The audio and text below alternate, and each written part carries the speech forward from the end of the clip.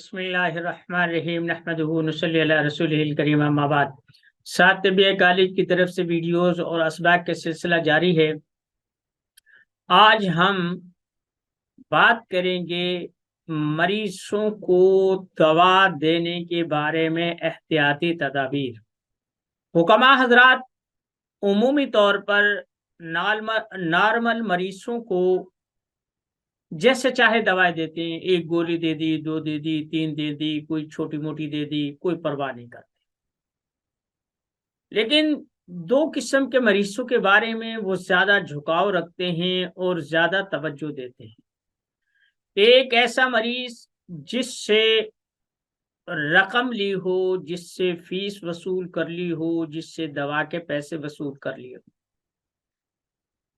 اور مریض بھی آگے سے ایسا ہو کہ اگر مطلوبہ نتائج نہ نکلے تو یہ کچھ آگے سے رد عمل دے گا۔ دوسرا وہ مریض جس کے بارے میں مریض یا اس کے لواحقین یا اس کی رپورٹیں ایسی بات بتائیں جو معالج کے لیے سوچنے کا مقام ہو۔ وہ کہیں فلاں حکیم سے بھی آیا، فلاں سے بھی لے کے آیا، فلاں ڈاکٹر سے بھی علاج کروایا، فلاں ہسپتال بھی گیا، وہ ٹیسٹ بھی کروایا، یہ بھی کروایا، یہ رپورٹیں ہیں اور یہ ٹیسٹ ہیں، یہ فائل بھری ہوئی ہے، وغیرہ وغیرہ۔ یعنی ایک ایسی رام کہانی مریض معالج کو گوش گزار کرتا ہے کہ معالج پریشان ہو جاتا ہے، اور پھر آگے سے اگر مریض یہ کہہ دے کہ آپ اگر میرا علاج کرنے میں کامیاب ہو گئے تو میں منہ مانگی رقم دوں گا۔ اب لازمی بات ہے کہ معالجین یہ خواہش رکھتے ہیں کہ انہیں اچھا معاوضہ ملے، ان کو حق الخدمت ملے، اور وہ لوگوں کو اپنی سروس پرووائڈ کرے۔ اور دوسری بات یہ ہے کہ ایک نفسیات یہ بھی کام کرتی ہے کہ معالج پیسے والے مالدار لوگوں کی طرف زیادہ راغب ہوتے ہیں اور زیادہ توجہ دیتے ہیں۔ جب ایسی کوئی صورتحال ہوتی ہے تو معالج کی کوشش ہوتی ہے کہ اس سے تیز دوا دی جائے یا اس سے زیادہ مقدار میں دوا دی جائے تاکہ جلد اثرات ظاہر ہوں اور میرے پیسے یا میری شاباشی، میری محنت کھری ہو۔ جو لوگ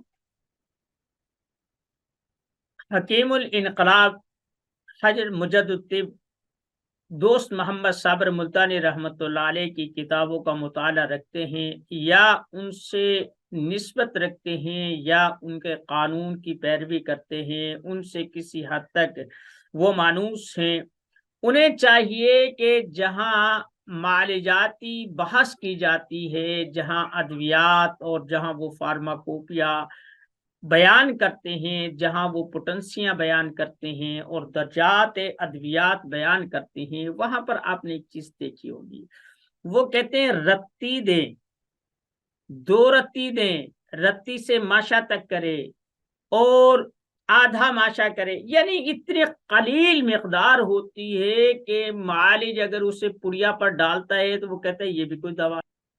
ایک بات یاد رکھیں، معالجین اگر یہ سوچتے ہیں کہ دوا کی زیادہ مقدار جلد فائدہ کرے گی تو وہ قانونی طور پر ٹھیک سوچ کے حامل نہیں۔ اصل بات یہ ہے کہ ہم نے دوا طبیعت کو اس کی ضرورت کے مطابق دینی۔ سب سے پہلے یہ دیکھیں کہ اس کی ضرورت کیا ہے، اس کا قارورہ کیسا ہے، اس کی نبض کیا کہتی ہے، یا اسے کتنی مقدار اور کس پوٹنسی کی دوا چاہیے۔ مریض اگر پہلے درجے میں ہے تو اس میں محرک دیں گے، اس کے بعد شدید دیں گے، اس کے بعد مسحل دیں گے، اس کے بعد یہ ایسی چیزیں جو ہے نا، یہ درجات ہیں، یہ فضول نہیں ہے، یہ فضول نہیں ہے۔ جتنی کم مقدار میں دوا ہوگی اور ضرورت کی مطابقت سے دوا تجویز کی جائے گی اتنا ہی جلد فائدہ ہوگا۔ اب یہ تو نہیں ہے نا دوا آپ نے اتنی ساری دے دی اور وہ صرف فائدہ ہی فائدہ کرے گی، نقصان نہیں کرے گی۔ دیکھیں بھائی، مقصد دوا دینے کا نہیں ہے، مقصد اس چیز کو جو بگاڑ پیدا ہو رہا ہے ٹھیک کرنا ہے۔ اب وہ ٹھیک، آپ بالفرض آپ کے پاس ایک نٹ بولٹ ہے، وہ آپ کسنا چاہتے ہیں، یا آپ ایک گلاس میں پانی بھرنا چاہتے ہیں۔ اب جتنی چوڑیاں ہوں گی، جتنی اس میں گنجائش ہوگی، جتنی اس میں ڈھیلا پن ہوگا، اور جتنا اس میں کس پڑنے کا وقفہ ہوگا، اتنا آپ اس کی چوڑیاں ٹائٹ کر سکتے ہیں۔ یا گلاس میں، برتن میں جتنی گنجائش ہوگی اتنا آپ پانی اس میں ڈال سکتے ہیں۔ باقی جو پانی ہے وہ کہاں جائے گا؟ ایک گلاس میں ایک چھٹان، ایک پاؤ پانی آتا ہے، آدھا کلو، جتنا بھی بڑا برتن ہو۔ اب اس برتن میں اسی مقدار میں پانی ڈالیں گے تو سما جائے گا، زیادہ ڈالیں گے تو بکھر جائے گا۔ ایسے ہی ہم نے یہ دیکھنا ہے کہ طبیعت میں جتنی گنجائش پیدا ہوئی ہے، ہم نے اسی قدر دوا جسم میں داخل کرنی۔ اس کی بہترین مثال کشتہ جات کی خوراک ہے، انجیکشن کی مقدار ہے۔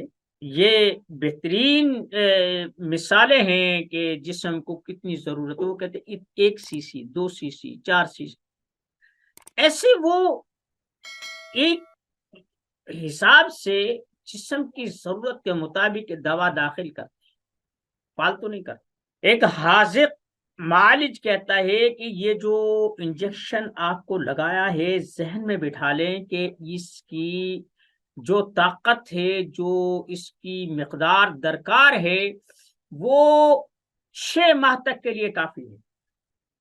جیسے ویکسین ہوتی ہے، ایسے ہی کشتہ جات ہوتے ہیں۔ معالجین لکھتے ہیں کہ آپ اس کا 1 دن کا دیں، اور پھر 1 ہفتے کے بعد، 2 ہفتے کے بعد، مہینے کے بعد دوسری خوراک دیں، اس سے پہلے نہ دیں۔ اب یہ کیا کنسپٹ ہے؟ بات یہ ہے کہ جسم جب تک اس سے حل کرے گا، جب تک اسے اپنے جسم میں جذب کرے گا، اپنے جسم کا حصہ بنائے گا، اپنی باڈی کا حصہ بنائے گا، اس وقت تک وہ مقدار کافی رہے گی۔ اگر زیادہ دیں گے تو وہ پاخانہ پیشاب کے ساتھ فارغ ہو جائے گی۔ یہی غذا ہے۔ مثلا ایک آدمی کی گنجائش ہے کہ وہ 1 چمچ گھی سے چپڑی روٹی کھا سکتا ہے۔ زیادہ مقدار میں گھی کھائے گا، اس کا جی متلانے لگے گا، الٹی آ جائے گی، دست لگ جائیں گے، اور وغیرہ وغیرہ، متلی ہونے لگ جائے گی، یعنی وہ اس سے پچا نہیں سکتا۔ یہ نہیں ہے کہ گھی میں خرابی ہے، بلکہ یہ ہے کہ اس آدمی کی ضرورت اتنی تھی۔ تو حکماء حضرات جو موٹی موٹی گولیاں، موٹی موٹی پڑیاں، بڑے بڑے شربت کے جو چمچے ہیں، یہ دینے کے بجائے یہ دیکھیں اس کو ضرورت کتنی ہے۔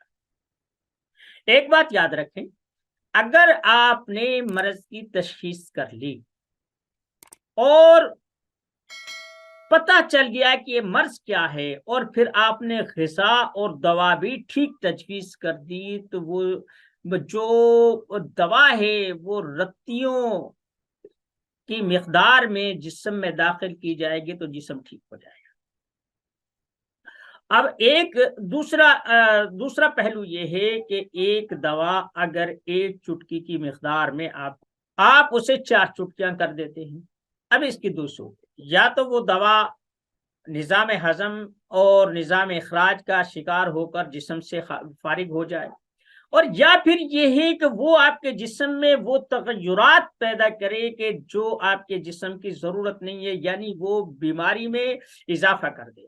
ہم نے طبیعت کو اس طرف مائل کرنا ہے، جو غیر طبیعی صورتحال پیدا ہوئی ہے، جسے بیماری کا نام دیا جاتا ہے، یہ درست ہو جائے۔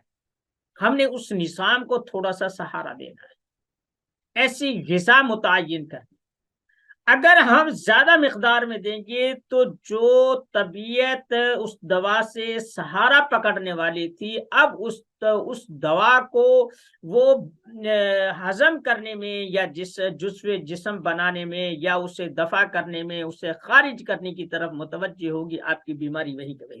اس لیے مفرد اعصاب والوں کو یہ ہدایت ہے حضرت مجدد الطب علیہ الرحمہ کی طرف سے کہ اگر کسی آدمی کو کوئی دوا مافک ہو، چاہے وہ کتنی بھی آہستگی سے کام کر رہی ہو، تو مریض کی فرمائش پر معالج دوا نہ بدلے۔ ہاں، یہ ہو سکتا ہے کوئی شکی قسم کا مریض ہے، کچھ بھی ہے، اسی کوانٹٹی میں یا اسی تحریک کی، اسی مزاج کی کوئی دوا ایسی تجویز کر دے کہ جو رنگ اور روپ میں اس سے الگ ہو،